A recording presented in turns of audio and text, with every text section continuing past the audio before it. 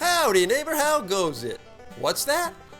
You say you can't shave yourself with a straight razor and you're tired of paying me 2 bits to do it for you? Well, I don't blame you. Well, I've got something just for you. It's a miracle of modern technology, friend. It's the safety razor.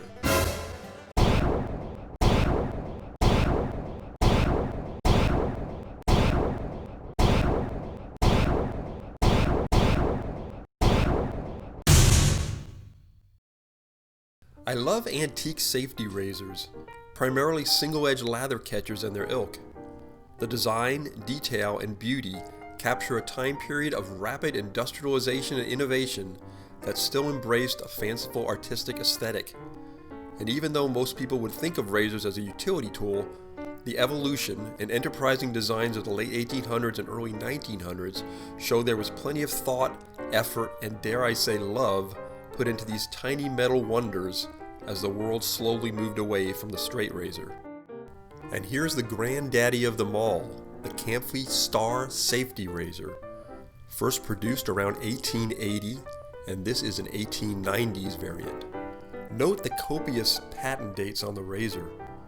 Despite that effort, the Star Razor was copied by many.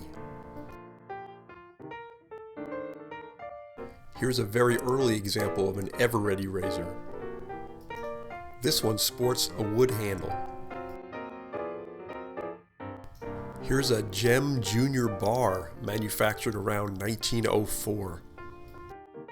Here's an early Helgestrand razor. They copied the star design very closely.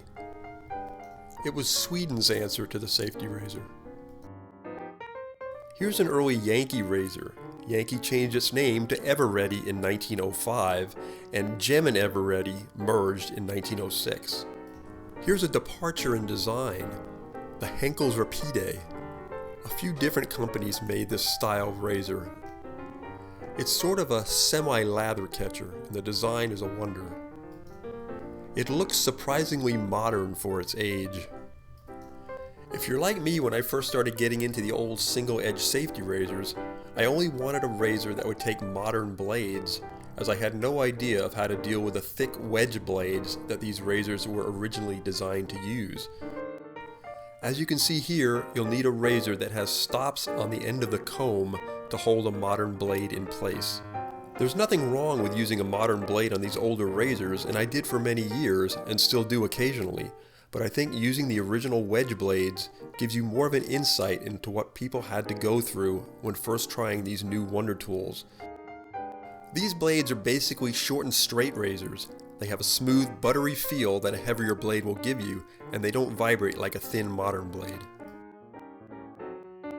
To hone one of the wedges, I always start with a Norton 1000 grit, and it always seems to do the job. Now to be fair, I came around to trying the wedge blades because I started using straight razors. I learned to hone a straight razor, and I didn't see why I couldn't hone one of the wedge blades. After using the Norton, you can finish on a Kodakult or a Thuringian or any other nice finishing hone. Doing this by hand takes a little bit of practice, but it's not too difficult. To strop, you can use your fingers, but be sure to do this over something soft as the blade can slip off the strop. Or better yet, use the tool that attaches to the bottom of most older safety razors, like you see here.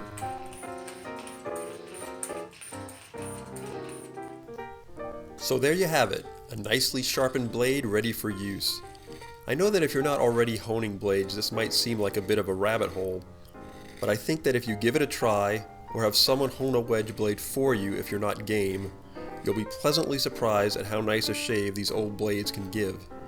You'll also have the gratification of knowing you're keeping a bit of obscure history alive. So are these really safer than a straight razor? Well, I've never cut myself with a safety razor, and I have cut myself a few times with a straight razor. It's definitely easier to shave with a safety razor. It requires much less time and technique. I can certainly understand how someone shaving for the first time with one of these newfangled safety razors would consider it an improvement.